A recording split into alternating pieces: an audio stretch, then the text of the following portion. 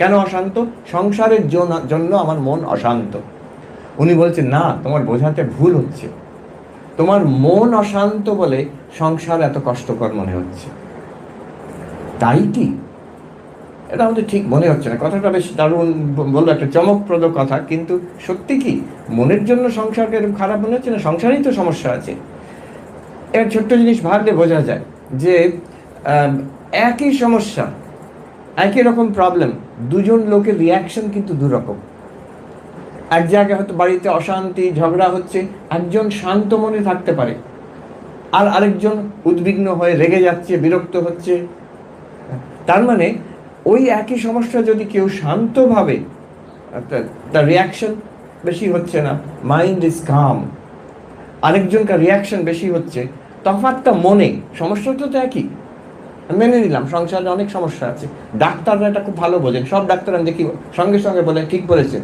ওরা একই একই রকম অসুখে দুজন পেশেন্ট এবং দুজন পেশেন্ট পার্টি, রিয়াকশন দুরকম দেখে ওরা।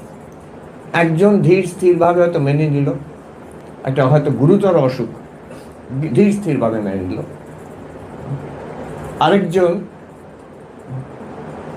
সেই রেগে যাচ্ছে, চটে যাচ্ছে, ভেঙে পড়ছে, কান্নাকাটি করছে। একজন ডাক্তার আমেরিকাতে, ভারতীয় ডাক্তার, ওখানে হয়তো সবচেয়ে ভালো ভালো ডাক্তাররা হয়তো ভারতীয় বলতে পারবো, অনেক ভারতীয় ডাক্তার আছে। ইন্ডিয়ান ডক্টর, একজন বাঙালি ভদ্রলোক, তিনি আমাকে একটা কথা বললেন, মহারাজ দেখুন, আমি বেদান্তের কথা বলতে গেছি ওই শহরে। মহারাজ দেখুন, আপনি কিছু মনে করবেন না, আমাদের এত বেদান্তের সম্পদ আছে, এই গীতা উপনিষদ, কত শাস্ত্র, কত গভীর আত্মা ব্রহ্মের আলোচনা, কত কি আছে, সূক্ষ্ম ব্যাপার আছে।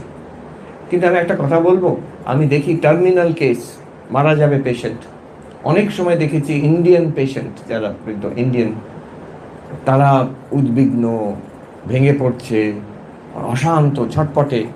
আবার আমি দেখেছি আমেরিকান ক্রিশ্চান, হিন্দু নয়, খ্রিস্টান, তার একটা সরল ভগবানে বিশ্বাস আছে, যিশুতে বিশ্বাস আছে, সে কিন্তু শান্তভাবে মেনে নিল, বলল থ্যাংক ইউ ডক্টর, আপনি যথেষ্ট করেছেন, আমি খুব গ্রেটফুল।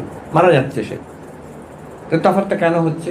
আমি বলছি দেখুন, সে কিন্তু যেটুকু সে জানে, একটা সরল বিশ্বাস ভগবানে, ঈশ্বরে, তার যিশুর ওপরে বিশ্বাস আছে, ভক্তি আছে, একটা শ্রদ্ধা আছে, আমাকে তিনি দেখবেন, তাতেই তার হয়ে যাচ্ছে। আর আমরা এত আত্মা ব্রহ্ম চৈতন্য পঞ্চকোষ বিচার এসব করেও কিন্তু মুখে মুখে কথাটা যদি মুখে মুখে থেকে যায়, অন্তরে না ঢোকে, যখন ঠাকুর বলছেন যে বেড়াল যখন টিয়া পাখিকে ধরে, টিয়া পাখি যতই রাম রাম শেখাও, বেড়াল ধরলে সে ক্যাঁ করে উঠবে।